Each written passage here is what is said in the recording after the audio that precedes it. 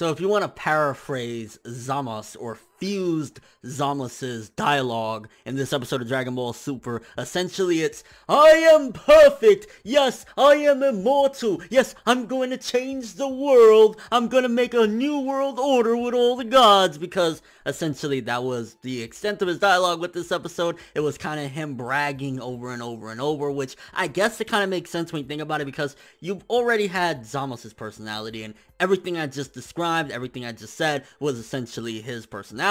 But then you also had Goku Black's personality, which is essentially Zamasu just in Goku Black's body. So you kind of combine it and multiply it, and you're gonna just get an abundance of this kind of god complex that he has. Because I mean, if you look at the title of the episode, it kind of lets you know what you're in store for. Like, you know, revere me, I am amazing, you know. So the title of the episode kind of gives you an idea, to be honest with you, of what to expect with this episode. A lot of action yet again. Fuse Zamasu just pretty much kicking major ass in this episode.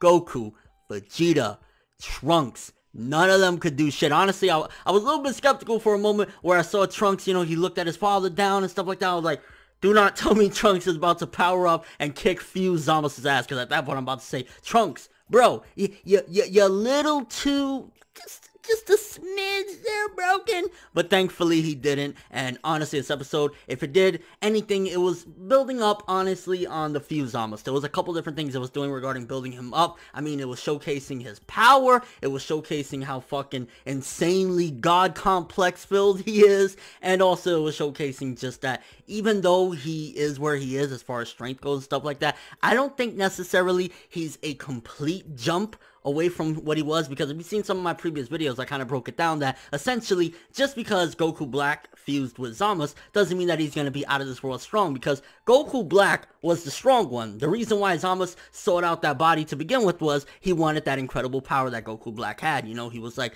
this power that this mortal Goku has is amazing, I need it. So he got that body, and ultimately then there was another Zamasu, because, you know, the timeline jumping, and we're not going to get into that because we'll be here for like an hour or two trying to explain everything. But essentially he wanted that power because he himself wasn't the strongest cat in the book. I mean, when we seen the timeline of ours or whatever, where Zamasu was kind of fighting Goku, he was kind of keeping up with like Super Saiyan 2 Goku around there, whatever. He wasn't that strong. Goku Black was the powerhouse. So you combine them together, Goku Black and the regular Zamasu, and it's not like, you know, you're adding Super Saiyan 4 Goku and Super Saiyan 4 Vegeta. You're adding the really strong Goku Black and the, he's okay, he's very smart, and he has a god complex Zamasu together. So they're not going to get that incredibly powerful. I mean, don't get me wrong, yeah, they were kicking ass in this episode. They kicked a lot of ass. They were really strong in this episode, but it wasn't like, you know, you go to the Cell Saga or you go to the Buu Saga, where people, they'd be so astronomically strong, the main villain, that punching them in the face, they just stand there. Like, it wasn't that much of a reach. Even you could see at times in the episode, Zamasu getting frustrated to the point where he's like, ugh, like, you know, even Goku getting back up and stuff like that was really pissing him off. Let's talk about a moment that honestly, that's going to be a fan favorite. I guarantee in the next Xenoverse game, it's going to be a move, and Dragon Ball Heroes is going to be a move. The father-son Galick gun. The father-son Galick gun, honestly, I can see that's going to be one of the huge fandom favorites of everybody just talking about it. Oh my god, the father-son Galick gun, because it was pretty fucking awesome. I ain't gonna lie, like, to actually see the difference, because, you know, for years upon years, it's been father-son Kamehameha, which, don't get it twisted, I love that. I love seeing it. You know, you see it in Dragon Ball Dokkan with Goten, Goku, and Gohan. You always see the father-son Kamehameha. It was like, oh, so this arc was kind of building up a little bit more. I think if you look at it from a different perspective, aside from the fact that, yo, that's so fucking cool, Vegeta and Trunks working together and stuff like that, it showcases the changes in Vegeta's character. It showcases the bond that he had. It showcases his development as a family man, as a father, and maybe I'm looking a little too deep into it, but it showcases the change. You think Vegeta from, like, you know, years ago, Saiyan Saga, definitely no, he was an evil piece of shit. He will probably fucking gut his son from the asshole in back in those days. But like, even during the Cell Saga, probably maybe in the Buu Saga things were different, but even in the Cell Saga, you think he would have father-son Galick gun with Trunks?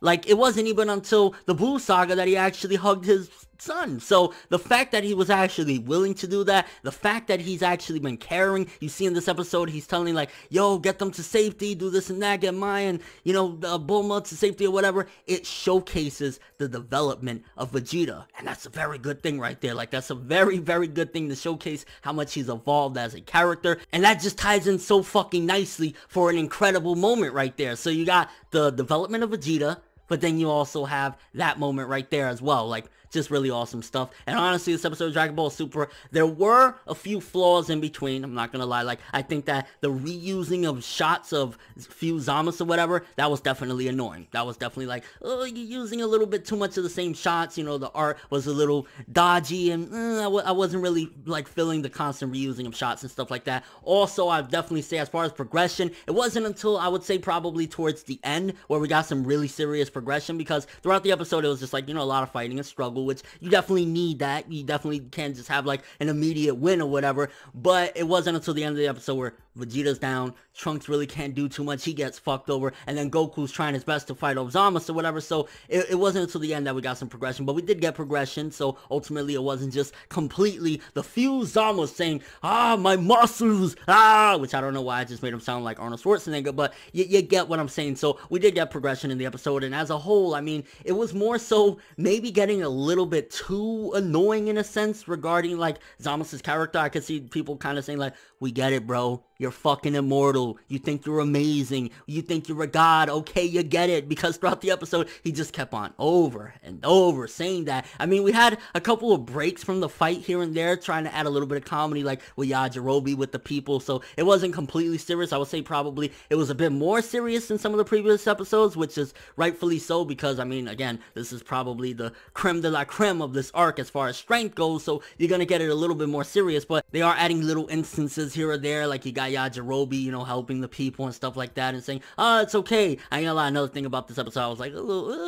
I never really like when they add in that token child character to kind of make the little kid viewers have somebody to identify with, and they had that with those two little kids, a little boy and a little girl. I was like, yeah, that's definitely them trying to add in, oh, hey, there's a child character. I can identify with that character. That's totally what I felt they were trying to go with this episode of Dragon Ball Super. It's like, oh yeah, those two kids, but it wasn't too distracting to the point where like, my gosh, oh god, I can't take it or whatever. But it was nonetheless kind of a bit obvious, I would definitely say. And the fact that the people were confused, like, maybe he really is a god. Like, bro, did you forget the past, I don't know what year of Goku Black terrorizing your world just because now he's in a different little fancy, like, whoa, look at me, bro, I'm a few Zamas, dog. Like, now he's a god. Like, and it's funny that the little kids have to talk some sense into them, so that was kind of a little weird. But again, the episode as a whole, it was a good episode. Definitely could have used a little bit better as far as on the art and animation, and I think Zamas could have just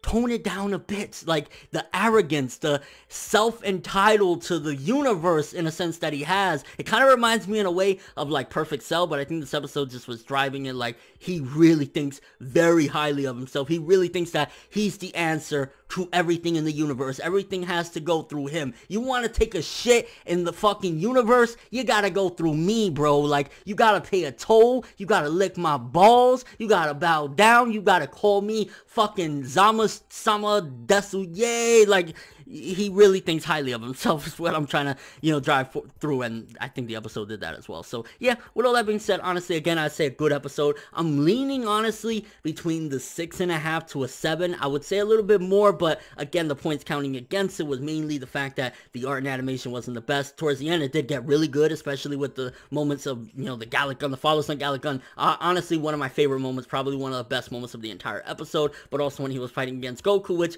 I guess one question I want to raise right here for you guys is, do you think that maybe it was a bit of a BS move, the fact that Goku was able to, like, fight with the Ki Blast or the Kamehameha against the few Zamas? Or how did you feel about that particular moment? Or you think, again, like, for me, the struggle that they're having right now, since it's not that big of a gap, it kind of makes sense. It's not that big of a deal because, again, it's just adding Zama's strength and maybe multiplying or whatever, but they shouldn't be like, Cell to Krillin or something like that. So it definitely makes sense, and it's not that big of a leap that Goku would be able to kind of sort of put up a fight against a few Zamas. And again, just your overall thoughts of the episode. I think it was okay. It could have been a lot better as far as art animation, and honestly, Zama's just like, bro, we get it. You think you the big dick G. We understand, dog. You don't need to keep on saying, I'm Zamasu. Although it was funny. So yeah, with all that being said, good episode. But that's all I have for this one. Thanks for watching. Hope you enjoyed it. If you liked anything I had to say or enjoyed the video, drop me a like. I'd greatly appreciate it. And if you want more from me, make sure to subscribe. Follow me on Twitter, Instagram, and start off my Facebook to get more when the video ends. I'm ForneverWorld, and as always, people, have an awesome day. And yes, Zamasu, we get it. You're immortal. You're a god. Good shit, dog. Now shut up about it.